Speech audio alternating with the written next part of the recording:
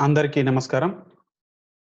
ఈరోజు మొదటి సెమిస్టర్ మొదటి సంవత్సరం అలాగే మొదటి సెమిస్టర్ డిగ్రీ విద్యార్థుల కోసం ఆధునిక పద్య భాగంలో హ్మ్, మన తెలుగు సాహిత్య చరిత్రలో ఆధునిక కవుల్లో ప్రముఖంగా చెప్పుకోదగినటువంటి, అలాగే నవయుగ కవితా చక్రవర్తి అయినటువంటి, విశ్వకవి సామ్రాట్ అయినటువంటి డాక్టర్ గుర్రం జాషువా గారి రచించినటువంటి ఆహ్ 'రాజు కవి' అనేటువంటి పాఠ్యభాగాన్ని మనము ఈరోజు హ్మ్, ఈ గంట పాటు మనం చర్చ చేసుకుందాం. మీరు ఆహ్, ఇప్పటివరకు విశ్వవిద్యాలయం అనేటువంటి యూట్యూబ్ ఛానల్‌కి సబ్స్క్రైబ్ చేయకపోతే ఒకసారి చేయండి. డిగ్రీ విద్యార్థులకు తెలుగు పాఠాలతో పాటు మిగతా సబ్జెక్టుల పాఠాలు గూడా నా నాకెంత వీలైతే అన్ని పాఠాలు మీకు యూట్యూబ్‌లో అందుబాటులో ఉంచే ప్రయత్నం చేస్తాం. ఈ 'రాజు కవి' అనేటువంటి పాఠ్యభాగం విశ్వమానవ సమానత్వం గురించి గర్జించిన కవి చక్రవర్తి గుర్రం జాషువా గారు. జాషువా గారి కవి పరిచయానికొస్తే తెలుగు సాహిత్యంలో దళిత వేదనకు, ప్రతిఘటన చైతన్యానికి, ధిక్కార స్వరానికి ప్రతినిధి లాంటి వాడు గుర్రం జాషువా. దళిత సాహిత్యంలో గబ్బిలం ప్రస్తావన లేకుండా ఇంక మనం ముందుకెళ్ళలేము. అది మొదటిది అని చెప్పుకోవచ్చు.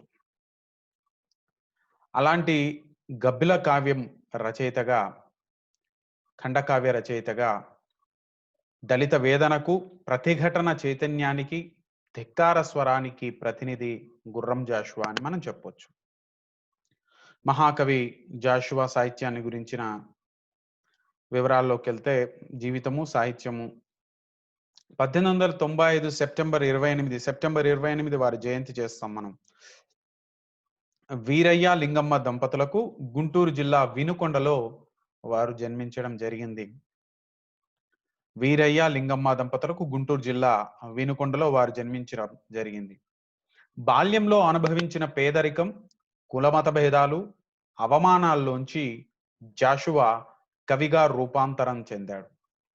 అంటే చూడండి, మనం కష్టాలొస్తే మనలోని నిజమైనటువంటి సమర్థత లేదా సామర్థ్యం అనేది బయటకొస్తుందండి. ఎవరైతే అనుభవాల్లోంచి పాఠాలు నేర్చుకుంటారో, ఆ అనుభవం ద్వారా గడించినటువంటి పాఠాలని 10 మందికి నేర్పాలి, మంచిని పంచాలి అనే ఆలోచన ఉన్న వాళ్ళు తప్పకుండా వృద్ధిలోకి వస్తారు. మరి అదే పేదరికము, కులమత భేదాలు ఇవి 2 కూడా అతడు శాపంగా మారావి. శాపం గాదు, అది నన్నడిగితే వరం. ఆ పేదరికంలోని ఒక అణచివేతలోంచి ఒక మంచి మహాకవి ఉద్భవించడం జరిగింది. వారి గురించి మనం ఇప్పుడు తెలుసుకుంటున్నాం. వారు 1910లోనే మేరీని పెళ్లి చేసుకున్నారు.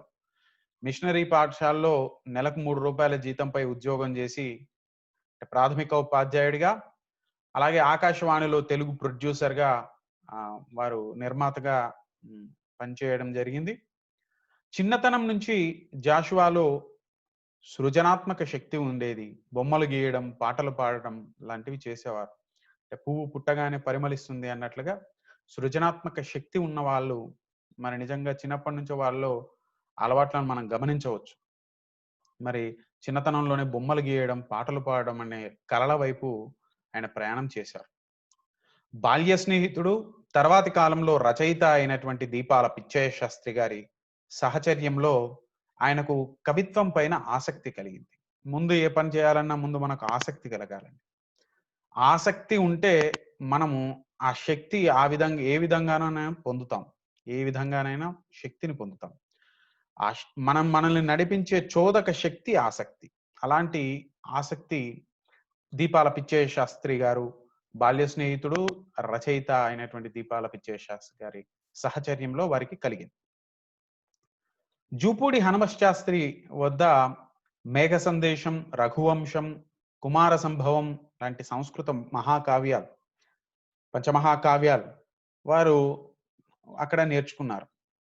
అంటే సాంప్రదాయ సాహిత్యం గావచ్చు, ప్రాచీన సాహిత్యం గావచ్చు చదవడం అనేది వాళ్ళ పద సంపత్తిని బాగా పెంచుతుంది.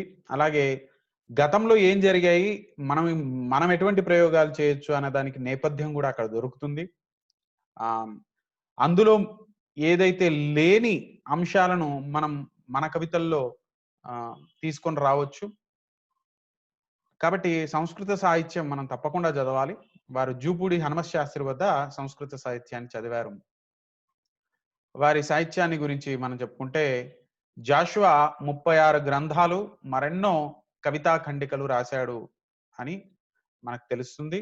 మీరందరూ గూడా ఆహ్, స్వేచ్ఛా విజ్ఞాన సర్వస్వం అయినటువంటి తెలుగు వికీపీడియాలో వారికి సంబంధించిన వారే కాదు, తెలుగు కవులకు సంబంధించినటువంటి జీవిత చరిత్రలు, సాహిత్య రచన, గ్రంథ రచనకు సంబంధించిన వివరాలు చాలా చక్కగా మీకు వ్యాసాలుగా రాయబడతాయి.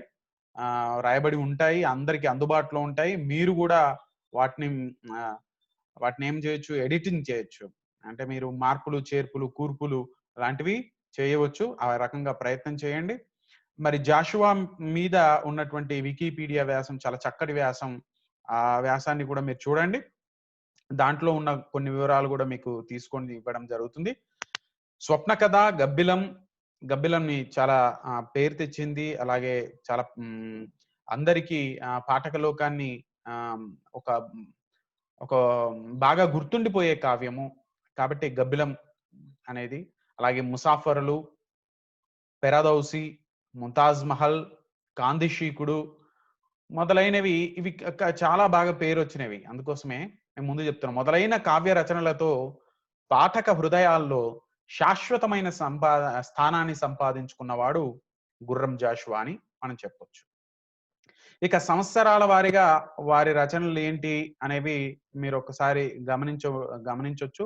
'తెలుగు తల్లి', 'శిశువు' లాంటివి మంచి ఖండకావ్యాలు గావచ్చు.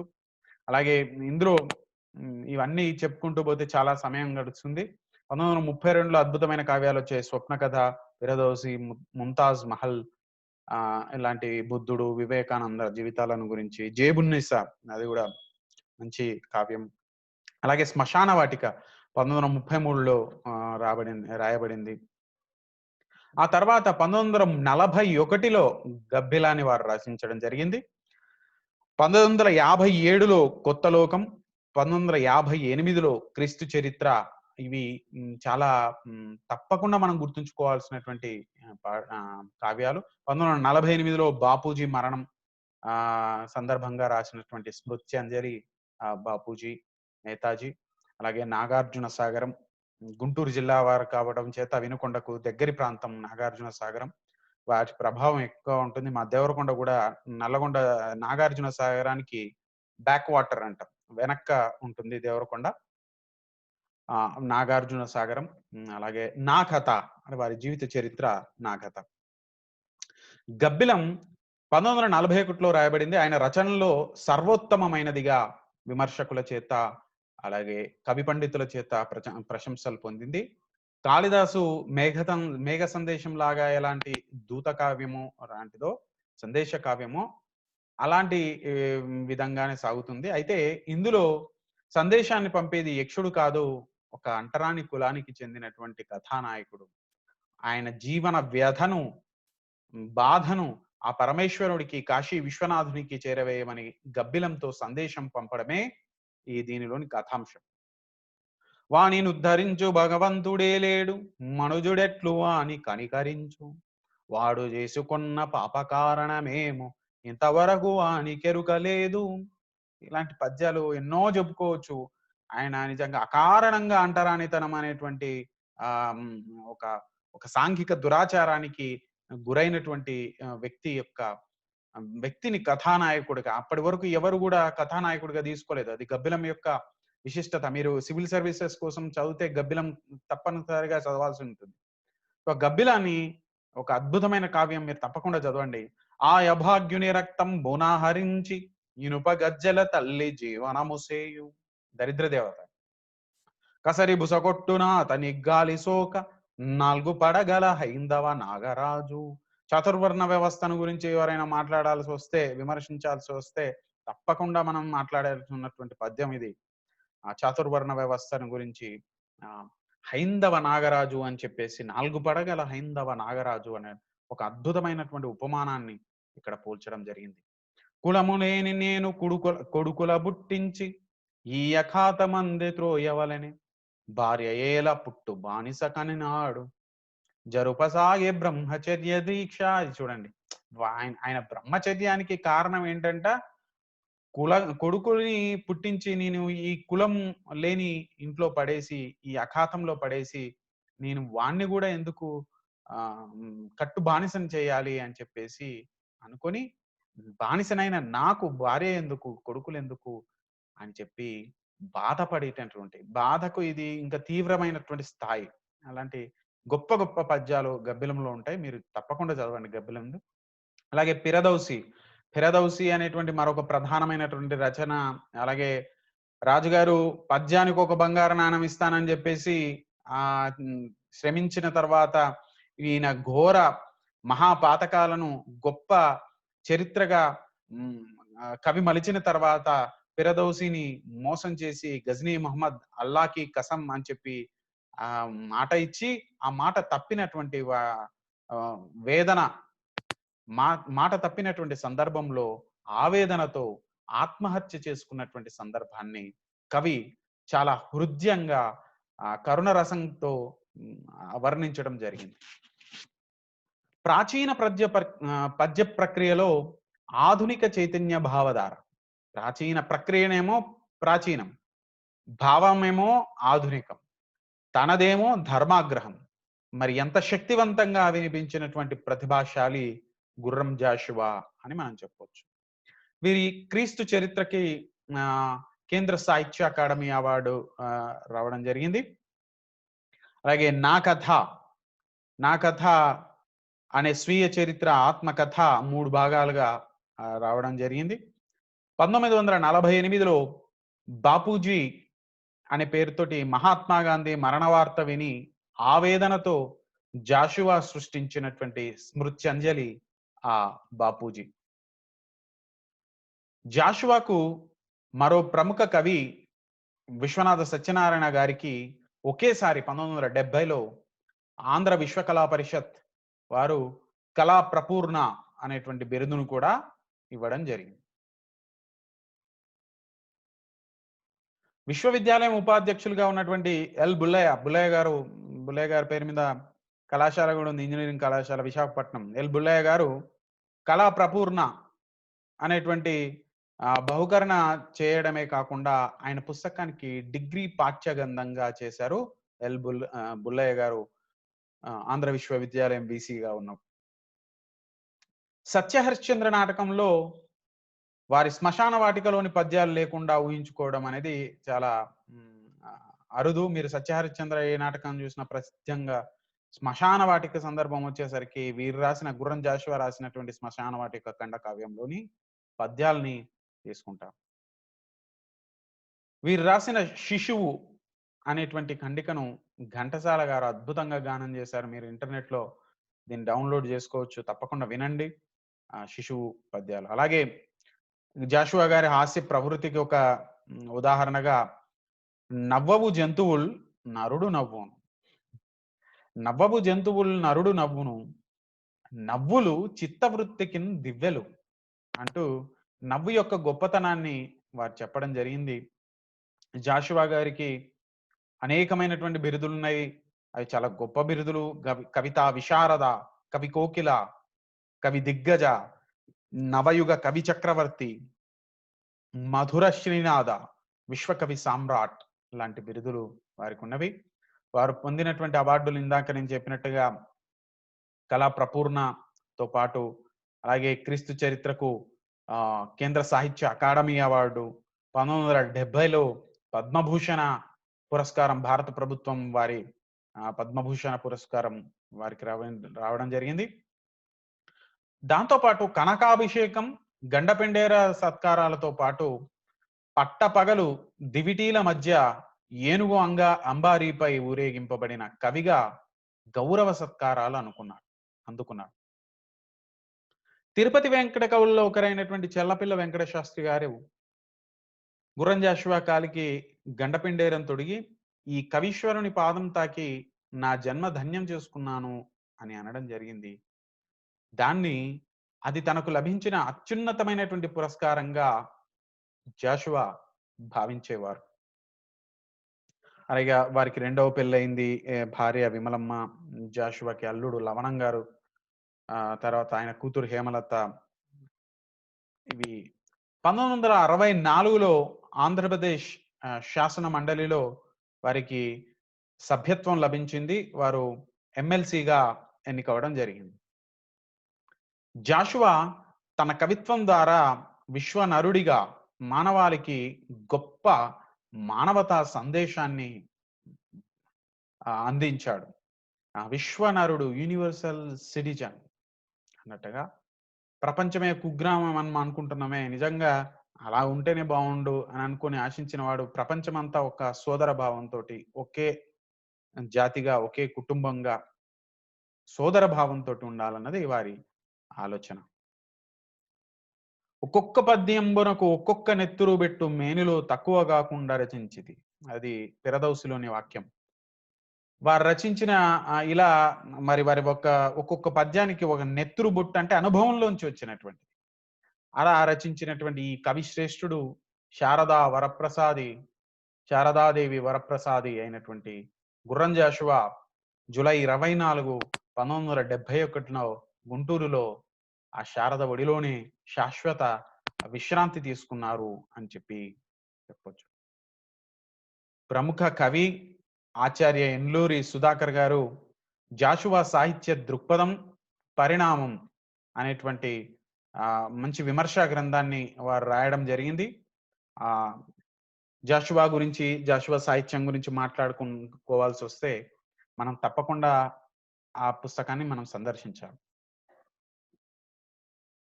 తెలుగు అకాడమీ జాషువా పరిశోధనా కేంద్రం 2012లో జాషువా విశిష్ట సాహిత్య పురస్కారాన్ని వారికి ఆచార్య ఎండ్లూరి సుధాకర్ గారికి బహుకరించింది.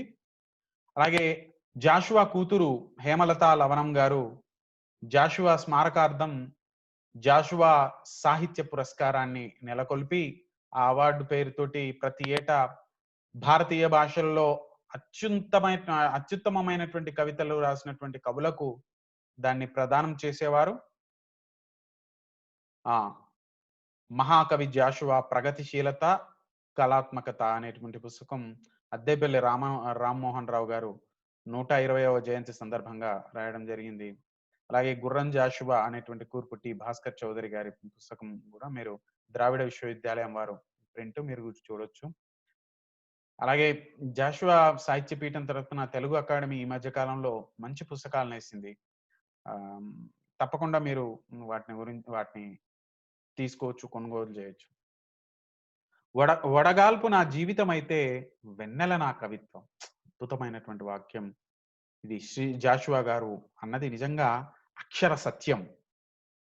వడగాల్పు నా జీవితం అయితే వెన్నెల నా కవిత్వం. విశ్వనరుడు అని చెప్పాను. కులమతాలు గీచుకున్న గీతలు జొచ్చి పంజరాన కట్టువడను నేను. నిఖిల లోకం ఎట్లు నిర్ణయించిన నాకు తరుగులేదు విశ్వనరుడను నేను. నేను ఎవరిని, లోకం ఎటువైనా సరే నేను మాత్రం విశ్వనరుడిని అని చెప్తున్నారు. నాకు గురువులు ఇద్దరు, ఒకటి పేదరికం, రెండవది కులమత భేదం.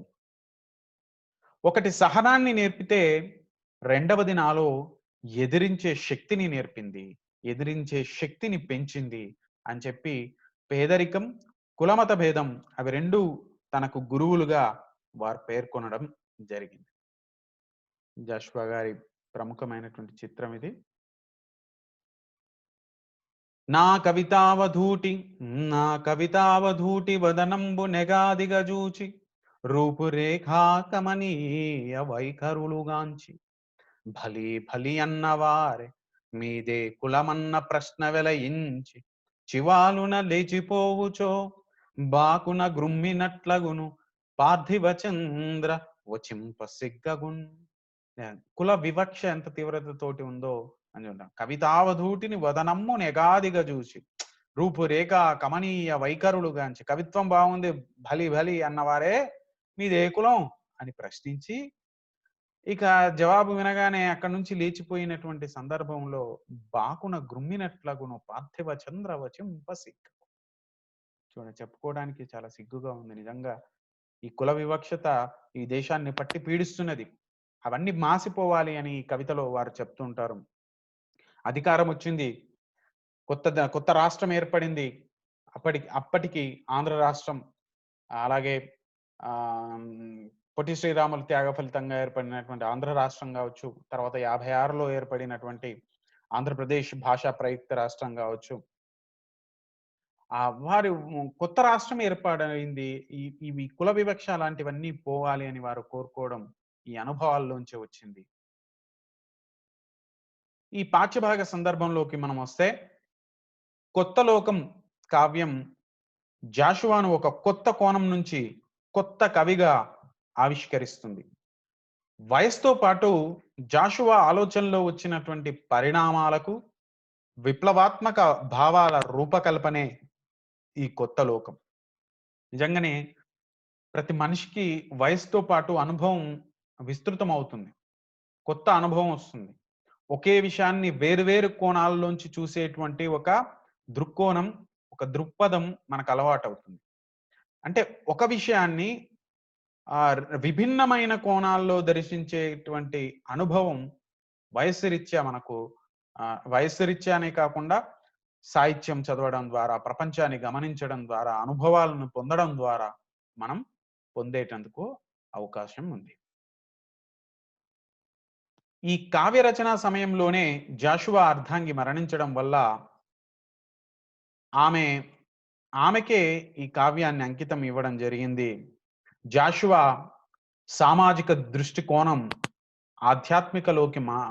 ఆధ్యాత్మికతలోకి మారడం ఈ కావ్యంలో కనిపిస్తుంది మనకు. జాతిని జాగృతం చేసేవాడు కవి. పాత ప్రపంచం నుండి జాతిని కొత్త లోకాల వైపు నడిపించేవాడే కవి. ఆ భావాన్ని ఈ కొత్త లోకంలో సృష్టించాడు జాషువా. నిజంగా జాగృత పరిచేవాడే కవి. అంటే చైతన్యశీలం కలిగినటువంటి వాడు, సంఘంలో ఉండేటువంటి దురాచారాల మీద కత్తి దూసేవాడు కవి.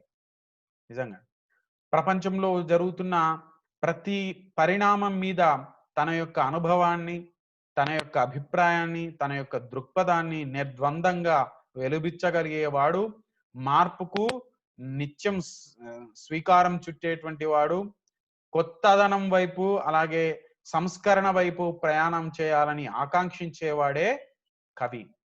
తాను దర్శనం చేసుకున్నటువంటి దార్శనికతతో, విజన్తో ముందే దర్శించినటువంటి ఒక సత్యాన్ని, సార్వకాలిక సత్యాన్ని సమస్త ప్రపంచానికి తెలియజెప్పే ప్రయత్నం చేస్తాడు కవి.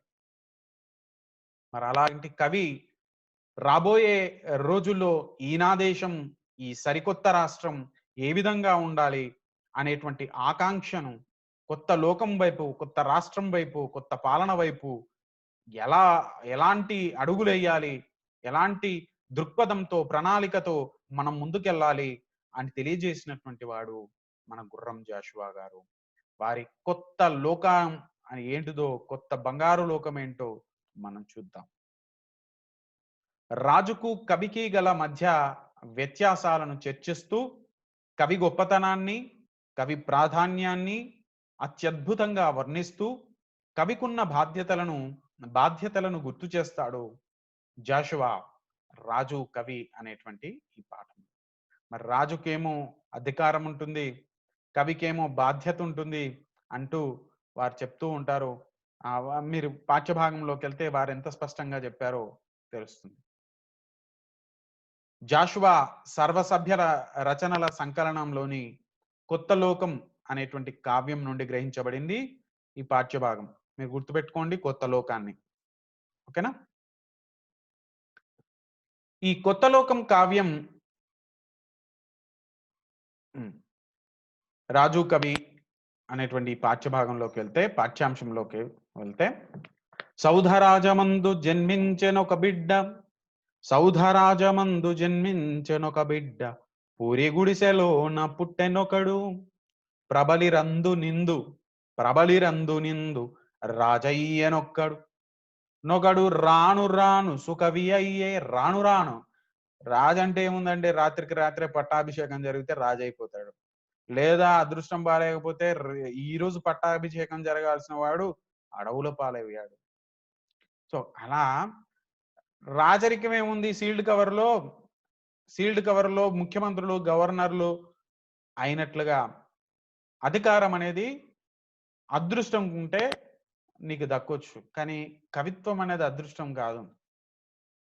పరిశ్రమ ఉండాలి, ప్రతిభ ఉండాలి, వ్యుత్పత్తి ఉండాలి, అనుభవాల్ని కొత్త రకమైనటువంటి వర్ణనలతో ఒక సమస్త పాఠకులకు ఆనందాన్ని, ఉపదేశాన్ని ఇస్తూ రాయగలగడం, సృష్టి చేయగలగడం అనేది ఒక కళ. ఆ కళ అందరికీ రాదు. అధికారం అది అదృష్టం అందరికీ ఉంటే ఉండొచ్చు, కానీ ఎవరికైనా ఉంటే ఉండొచ్చు, కానీ కళలు మాత్రం అంత సులువుగా వచ్చేవి కావు. ఏమంటున్నాడు, రాజసౌధమందు జన్మించెనొక బిడ్డ. ఆయన ప్యాలెస్ లో పుట్టాడు, రాజసౌధంలో పుట్టాడు. పూరి గుడిసెలోన పుట్టెనొకడు. పూరి గుడిసెలో పుట్టాడు. ఎక్కడ పుట్టితే ఏంటి, కవి. ప్రబలిరి అందు ఇందు, ఎక్కడ పెరిగినా ఒకటే. రాజయ్యనొక్కడు, ఒకడు రాజు అయిపోయాడు. రాజు కొడుకు రాజు. వారసత్వం అనేది రాచరికంలోని ఒక గుణం. ఒకడు రాను రాను సుకవి అయ్యి, అనుభవం పెరుగుతున్న కొద్ది అద్భుతమైనటువంటి కవి. మీరు చూశారు జాషువా చివరి దశలో ఇంకా అద్భుతమైనటువంటి కవితలు రాయడం జరిగిందని. మీకు ఇవ్వబడినటువంటి దాన్ని ఒకసారి స్క్రోల్ చేసి చూడండి. అద్భుతమైనటువంటి కవితలన్నీ దాదాపు చివరి దశలో నిజంగా అనుభవం పెరుగుతున్న కొద్దీ మంచి కవితలు వస్తాయి. అతని రాజదండం అధికార ధనమయం.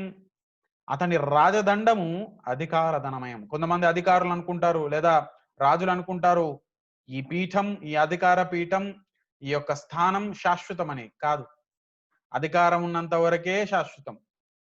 కుర్చీ దిగితే మనల్ని పట్టించుకునేవాడు ఉండడు. అధికారంతో పెత్తనం చెలాయిస్తే, అధికారంతో అరాచకానికి పాల్పడితే. మరి రాజు యొక్క దండం అధికార ధనమయం. రాజు చెప్పిందెల్లా శాస్త్రం. అర్థమవుతుందా? రాజు ఏం చెప్తే అదే న్యాయశాస్త్రం.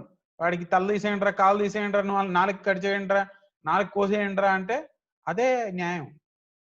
అది అధికార ధనమయం. ఇతని కులము, ఇతని కలము కావ్య శతకమయము. ఇతని చేతిలో ఉన్న కలము కావ్య శతకమయము.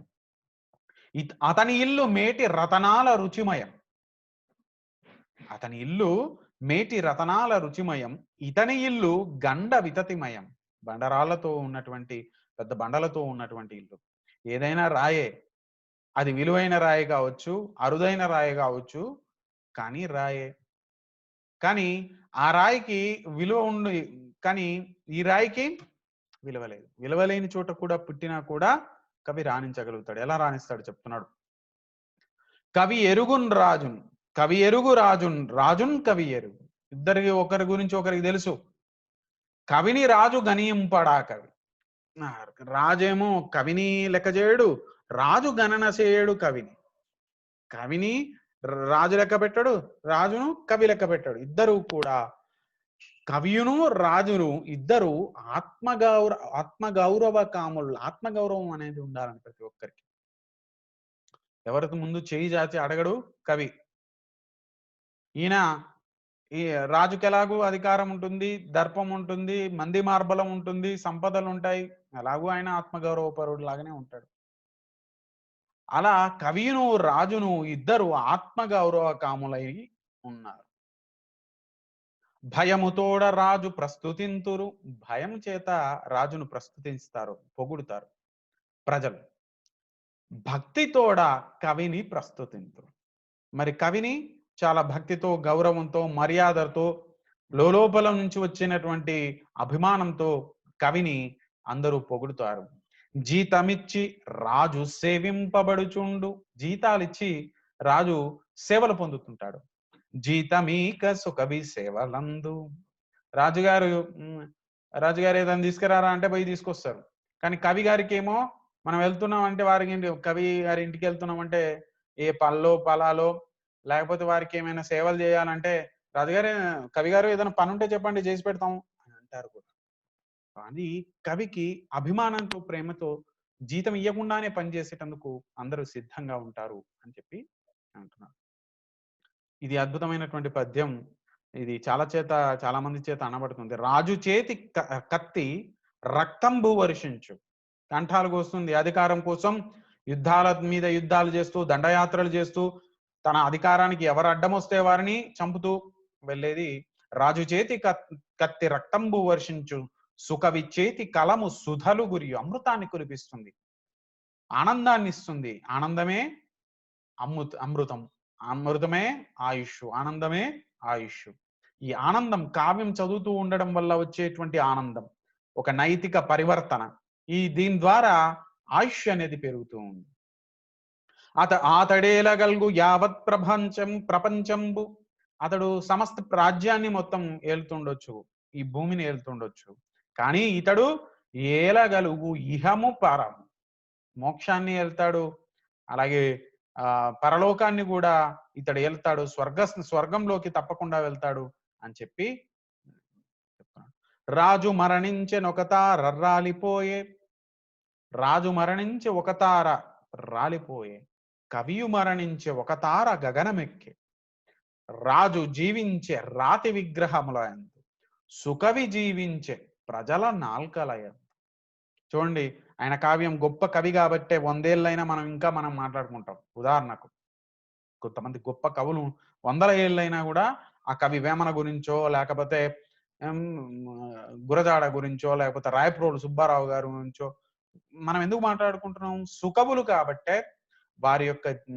వారి యొక్క కావ్యాలను ఇప్పటికీ మనం వెల్లవేస్తున్నాము, చదువుకుంటున్నాము, ఆనందం పొందుతున్నాము, నైతిక పరివర్తన పొందుతున్నాము, దాని నుంచి ఉపదేశాలు గ్రహిస్తున్నాము. ఇలా వాళ్ళు శాశ్వతంగా ఉండిపోతారు. కానీ రాజు మాత్రం రాతి విగ్రహాలు ఎంతకాలం ఉంటే అంతకాలం ఉంటాడు. ట్యాంకు బండ్ మీద రాతి విగ్రహాలు కూల్చినట్టుగా కూల్చేసిన రోజు రాజు చరిత్రహీనుడైపోతాడు. రాజు మరణించే ఒక తార రాలిపోయి, కవి మరణించే ఒక తార గగనానికి ఎక్కినట్లుగా ఉంటుంది. ఇంతవరకు ఒక రకమైన తర్వాత మీకు సరిగ్గా కనబడడం కోసమని నేను పెద్ద అక్షరాలతోటి పాదభంగం చేస్తూ ఇలా ఇలా పెట్టాను. సమసన్నేటికి తెలుగు జాతికి సమస్త క్లేశముల్. ఇప్పటికి ఉన్న కష్టాలన్నీ తొలగిపోయాయి. అప్పటికి మద్రాసు రాష్ట్రంలో తెలుగువాడు తన రాష్ట్రంలో పరాయివాడుగా చూడబడుతున్నటువంటి సందర్భం. అదే మరి ఆత్మగౌరవాన్ని దెబ్బతీసేటువంటి ఒక సందర్భం. తమ భాషకు తమ ఉనికికి ఒక ఇబ్బందికరమైనటువంటి ఒక పరిస్థితి. అలాంటి కష్టాలన్నీ పోయాయి. సమసన్నేటికి తెలుగు జాతికి సమస్త క్లేశముల్ సింహపీఠముని కెన్నైజాము సీమల ప్రతిష్టాభేరి భాంకారనాదములు పొంగ సువర్ణ దండమున్ హస్తంబందు కీలించి లోపము లేదేమిట ఐకమత్యమున్ సంపాదించి పాలించినన్. 1948 47లో భారతదేశానికి స్వాతంత్రం వస్తే నైజాం ప్రాంతానికి 48లో ఆపరేషన్ పోలో మనము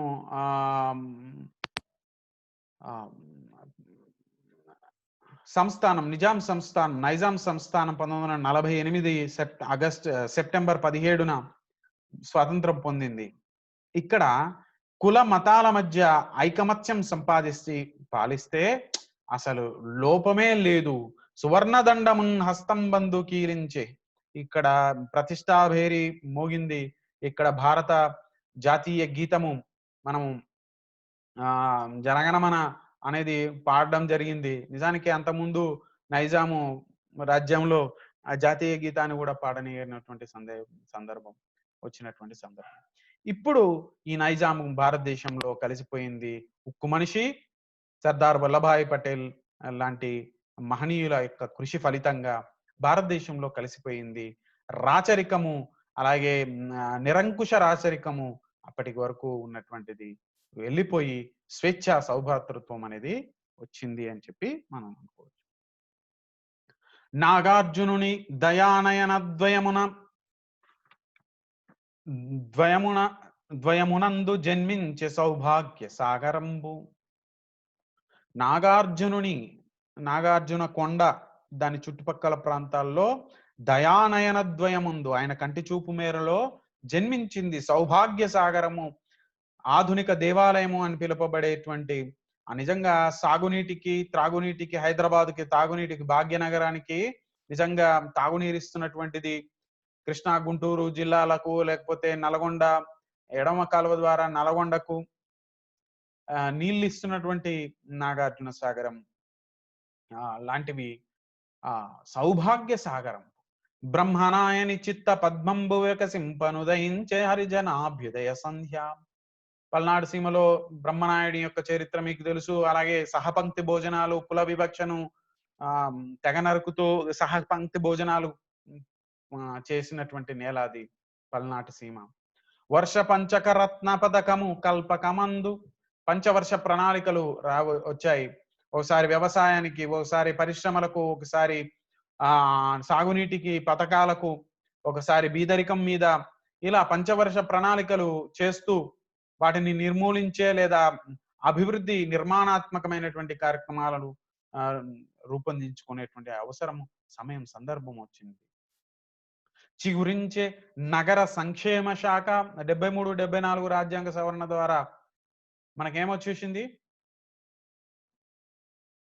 స్థానిక పరిపాలన అనేటువంటిది వచ్చేసింది. నగర సంక్షేమ శాఖ కూడా పుట్టింది. ఆంధ్రప్రదేశంబు నాశ్లేషమొడరించెనే తెంచరసవాణి కృష్ణవేణి. ఈ కృష్ణవేణి, కృష్ణా నది, అటు గోదావరి ఇటు కృష్ణ, ఈ రెండు నదులు ఆంధ్రప్రదేశ్ తెలంగాణ ప్రాంతాలకు మంచి సాగునీటిని అందించడం ద్వారా ఈ ప్రాంతాలన్నింటినీ కూడా సస్యశ్యామనం చేసేటువంటి సందర్భం వచ్చింది అని చెప్పి ఇది నాగార్జున సాగర్ బ్రహ్మనాయుడు చిత్రం. అక్షరాక్షర మధుర సస్యందలగుచు కూయిచున్న విసుకవిత కోయిలములు తెలుగు గద్దె ప్రజాభీష్టములగటించి ప్రబలుగావుతమయుత సంవత్సరములు. ఇంకా అంతా మంచి జరగాలి అని చెప్పి, రాబోయే కాలం అంతా కూడా బాగుండాలని చెప్పి, ఉగాదికి కవులు మంచి ఆలోచనలు, మంచి జరగాలి అనేటువంటి ఆశీస్సులు ఇస్తూ కవితలు రాస్తూ ఉంటారు. ఇక తెలుగు గద్దెలో ప్రజాభీష్టములు అంటే ప్రజాస్వామ్యంలో ప్రజల యొక్క కోరికలు, ప్రజల యొక్క అజెండా అమలు చేయబడాలి అని చెప్పి, ఇక మీద రాబోయే సంవత్సరాల్లో అంతా మంచి జరుగుతుందని నేను ఆశిస్తున్నాను అని చెప్పి అంటున్నాడు. ఇంకేమంటున్నాడు, నేడు స్వతంత్ర జీవినై నిలిచి తినేడు, నేను స్వతంత్ర జీవినై నిలిచి తినేడు, స్వరాజ్య రాష్ట్ర యుద్ధాన విజేతనై, స్వరాజ్య రాష్ట్ర యుద్ధంలో విజేతనై నిజంగా సొంత రాష్ట్రం కోసం, ఒక ఆత్మగౌరవం కోసం పోరాటం చేసి రాష్ట్రాన్ని సంపాదించుకున్నాను. అభిమతంబుడు తీరిన వాడని రాష్ట్రం అయితే సంపాదించుకున్నాను. తెలంగాణమునందు శాశ్వతముగా మణిపీఠంబు నెక్కబోచున్నాను. ఈ తెలంగాణ మీద అధికారం సంపాదించుకున్నాను, ఈ తెలుగు ప్రాంతం మీద అధికారం సంపాదించుకున్నాను, ఇక పీఠాన్ని ఎక్కబోతున్నాను. మరి పీఠాన్ని ఎక్కబోయే నాకు మేనిఫెస్టో ఎలాంటిది, నా అధికార కథా ప్రణాళికలు ఏ విధంగా ఉంటాయి? అద్భుతమైన పదం, అధికార కథా ప్రణాళికల్ వివరిస్తా విను జగత్ప్రభువు, విను నాయన. ఏమంటున్నాడు, ఎలా ఉంటాను నేను? ఇది అద్భుతమైన పద్యం, అందుకే అన్ని నేను బోల్డ్ లెటర్లో ఇచ్చాను. ఆడిన మాట తప్ప నిజంగా మనోళ్ళు కొంతమంది ఉంటారు నాయకులు, వాడు అన్న మాట ఏదీ చేయరు, అలాంటి వాళ్ళు ఉంటారు. ఇంకా నేను ఉదాహరణలు చెప్పాల్సిన అవసరం లేదు, కళ్ళు మూసుకుంటే మీకు ఎన్నో ఉదాహరణలు గుర్తొస్తాయి. చెప్పేదొకటి చేసేదొకటి. ఆడిన మాట తప్పను మరి నేను, మహాత్ముని చెప్పుల జాడలలోన కాలాడ చరించేతను. అంటే ఏంటి, ఆయన ఏడ తిరిగిండో ఆడ తిరుగుతానే కాదు. అహింస, సత్యము, లేకపోతే గ్రామ స్వరాజ్యము, స్థానిక సుపరిపాలన, పరిశుభ్రత, ఇలాంటి మహాత్ముడు చెప్పినటువంటి గ్రామ స్వరాజ్యం లాంటి వాటి అన్నిటిని కూడా నేను అమల్లోకి తీసుకొనొస్తాం. మనం అదేం చెప్తామండి? Directive principles. దాంట్లో మనం చెప్తున్నది ఇదే గదా! మహాత్ముని యొక్క ఆశయాలు మనం చెప్పుకున్నాం ఆదేశిక సూత్రాల్లో. మరి ఆదేశిక సూత్రాలనే ఇక్కడ చెప్తున్నాడు. ప్రజలకన్నము బెట్టెద ఆకలితోటి ఎవరు చావకూడదండి. ఆకలి చావులన్నట్టు ఉండకూడదు అని చెప్పి వారు కోరుకున్నారు. ఇంకా ఏమంటున్నాడు?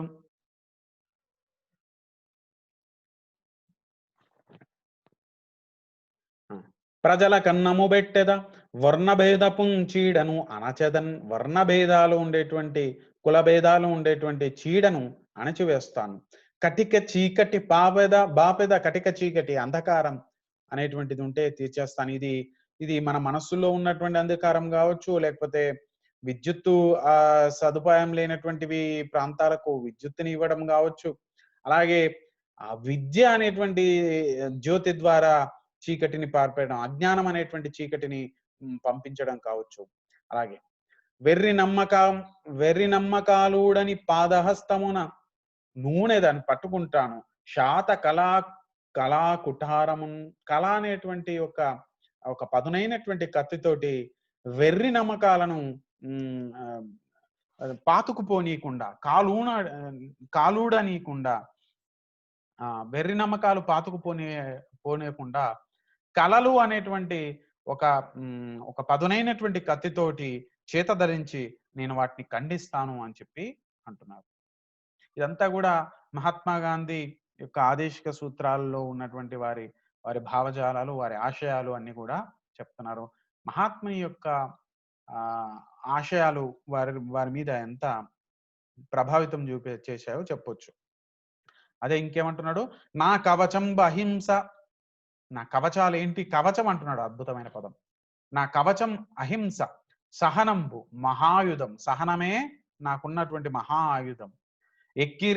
ఎక్కిరింత ధర్మైక నిరూడి. నేను ఏమంటాము, సంఘ సంస్కరణతో కూడినటువంటి అధిక్షేప ధోరణిలో నేను ఒక ధర్మంతో కూడినటువంటి కవిత్వాన్ని నేను రాస్తాను.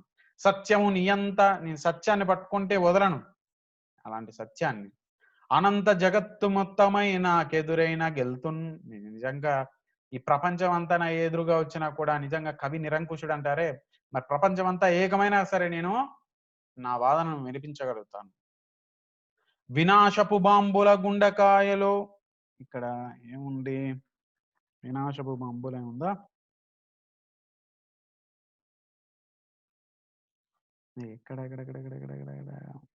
వినాశపు బాంబుల గుండెకాయలో బాకును దింపిస్తా. బాంబుల గుండెకాయలో, పాపుల గుండెకాయలో బాంబును దింపేస్తా. లోకమోహన సబర్మతి సన్మునికిన్ కుమారుడన్. నేను మహాత్మా గాంధీ యొక్క కుమారుణ్ణి. ఆయన ఆశ్రమంలో పుట్టిన వారి కుమారుణ్ణి. అంటే వారి యొక్క భావజాలాన్ని నింపుకున్న వాడిని. హింస అనేటువంటి వినాశమైనటువంటి దాంట్లో నేను గుండెలో బాకును దింపుతాను అని చెప్పి అంటున్నాడు. మరి నాకున్నటువంటి అనుకూల అంశాలు ఏంటి? నాగార్జునాచార్య సాగరంబు ఏటేట రత్నాలు పండించు రైతు నాకు. నాగార్జున సాగరం, నాకు రత్నాలు పండించే రైతు.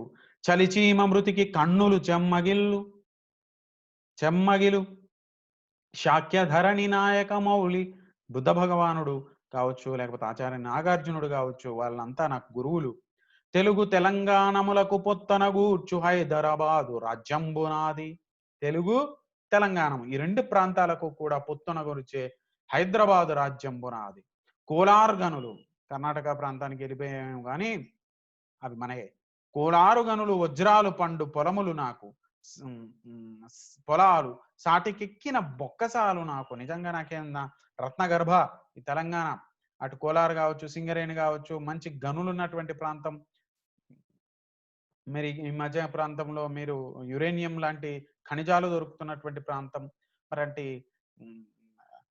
గనులతో నిండినటువంటి ప్రాంతము ఇది. ఇదేమవుతుంది, నాకు ఈ ఖనిజాలు ఇవన్నీ కూడా నాకు సంపదనిస్తాయి అని చెప్పి అంటున్నాడు.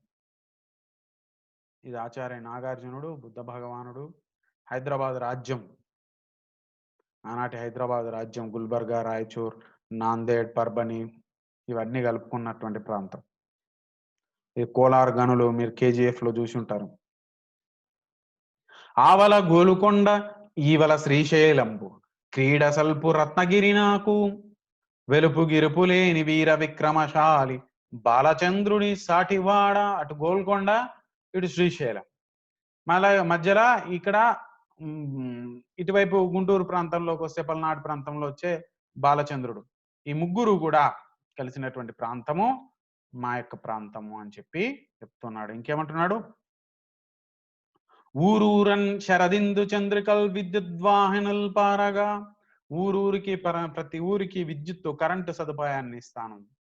భారీ ఎత్తు పరిశ్రమలు నడిచి ద్రవ్యక్షామముందేర్ప. పరిశ్రమలు అభివృద్ధి చెందితేనే వ్యవసాయానికి అనుబంధంగా అంటే ఒక ప్రాథమిక రంగం మీదే కాకుండా ద్వితీయ రంగమైనటువంటి పరిశ్రమలు, భారీ పరిశ్రమలు కూడా ఏర్పాటు చేసి నా యొక్క కోశాగారానికి లోటు రాకుండా చూస్తాను. 36 పంటల తెలుగు రాణి మీ సింగారింప.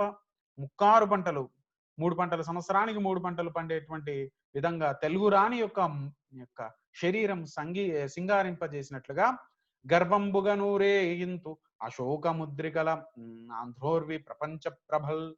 ఈ తెలుగు ప్రాంతం యొక్క గొప్పదనాన్ని ప్రపంచానికి అన్నం పెడుతున్న అన్నపూర్ణ అనేటువంటి బిరుదుతోటి ప్రపంచం మొత్తం గ్రహించేలాగా నేను చేస్తాను. ప్రతి ఇంటికి విద్యుత్ సదుపాయాన్ని ఇస్తాను, భారీ పరిశ్రమలను ఏర్పాటు చేస్తాను అని చెప్పి అంటున్నాడు. ఇంకేమంటున్నాడు? పలికింతున్ కవి కోటిచే, కవులందరి చేత పలికింప చేస్తాను. హృదయ పుష్పముల్ వికాసించి. హృదయం అనేటువంటి పుష్పాలు వికసించేటట్లుగా ఊహలకు తావుల సంగి. మన మంచి మంచి ఊహలకు, ఆలోచనలకు, మంచి ప్రణాళికలకు, మంచి సద్భావనలకు, ఆచరణలోకి వచ్చేలాగా చేస్తాను.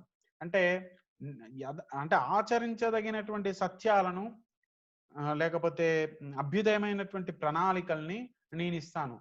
అంటే హృదయం వికసించేలాగా, అందరూ మంచిగా సంతోషంగా ఉండేలాగా, ఒక సౌభ్రాతృత్వం అనేటువంటి భావం వచ్చేలాగా. అంతేగాని పుక్కిటి కథా వ్యాధిని నివారించు ధీబలమున్ గూర్చు కృతులు. ఎలాంటి కృతులు ఇస్తానంట? పుక్కిటి కథలు అని చెప్పేటువంటి పుక్కిటి పురాణాలు, ఏదో పిట్ట కథలు అలాంటివి కాదు. వాటిని నివారించు ధీబలమున్, ఒక ఆలోచన శక్తిని ఇచ్చేటువంటి కృతులను ఇస్తాను. ప్రలోభ కవి దుర్వాసుల్తా నమ్మకంబుల్ రొంపి దళం పరింపకుండా పడిపోవున్ చల్ది పాండిత్యముల్. చద్ది పాండిత్యాలు, పాత పాత పాండిత్యాలు, పాత మూటలన్నీ కూడా అవన్నీ కూడా పాడైపోయేలాగా ప్రలోభమైనటువంటి కవి దుర్వాసులకు చెప్పేది ఒకటి, చేసేది ఒకటి. వాళ్ళు చేసేటువంటి పనేమో ఒక రకంగా ఉంటుంది, చెప్పేటువంటి మాటలేమో ఒక రకంగా ఉంటాయి, చేసేటువంటి పనులేమో ఒక రకంగా ఉంటాయి అని చెప్తాడు. అలాంటి పనులు చెప్పేటువంటి, ప్రలోభం పెట్టేటువంటి కవి దుర్వాసులు, అహంకారం పూర్తులైనటువంటి వారి నమ్మకాలని కూడా మొత్తం ఆ యొక్క రొంపి, అవి మనకు అంటకుండా, ఆ చద్ది పాండిత్యాలు మనకు అవసరం లేకుండా పలికింతున్ కవి కోటిచే హృదయ పుష్పంబుల్ వికాసించి ఊహలకున్ తావుల సంగి. మంచి మంచి అభ్యుదయ భావాలతో, మంచి వికాస ప్రణాళికలతోటి నేను ఊహలకు తావులు చెగేలాగా నేను చేస్తాను అని చెప్పి అంటున్నాడు. హృదయ వికాసం, పుష్పం అనేటువంటి వికాసం చెందేలాగా. కొట్టిన కొట్టరాదనడు నినాదమనంత విశ్వ సామ్రాట్టగు యేసునాథుడు రుధిరంబున కల్వరి కొండల కొమ్ములన్ బట్టుగా మ్రోగుచున్నది తపించుచు సర్వ దిగంతరాలముల కట్టుబడన్ తదీయ ఘన కారుణికత్వ పటుత్వ శక్తికిన్. కొట్టిన కొట్టరాదు అని చెప్పేటువంటి ఆ మహానుభావుడు, ఆ యొక్క యేసు ప్రభు యొక్క, అంటే కరుణామయుడైనటువంటి ఆ యేసు ప్రభువు చెప్పినటువంటి, కల్వరి కొండ కొమ్ముల మీద చెప్పినటువంటిదంతా మోగిస్తున్నది. అలాంటి ఘనమైనటువంటి కారుణికత్వము, పటుత్వ శక్తిని నేను పొందాలి అని కోరుకుంటున్నాను అని చెప్పి చెప్తున్నాడు. ఇంకేమంటున్నాడు?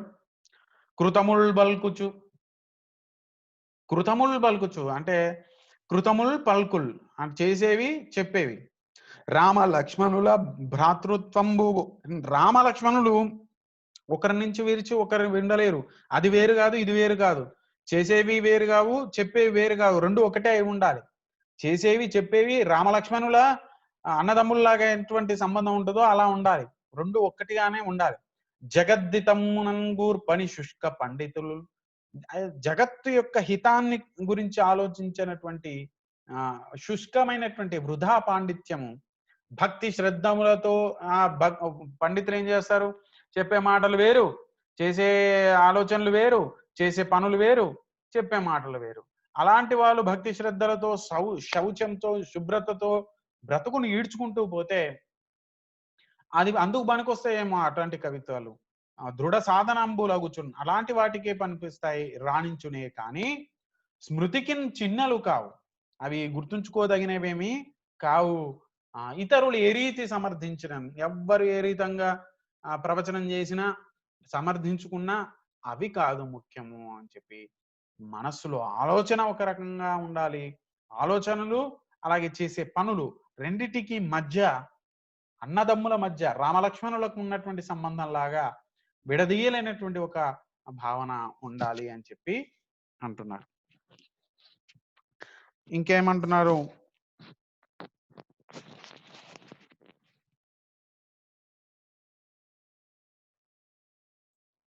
పదవి జిక్కెనంచు ప్రజలకు దూరమై, ఆస్థాన పదవి లేదా ఆస్థాన పండితుడు అలా పదవిలు ఏదో చిన్న చిన్న పదవి, సంఘనాయకుడు ఏదో పదవి వచ్చిందని చెప్పేసి సన్నుతులకు చేయి సాచలేను.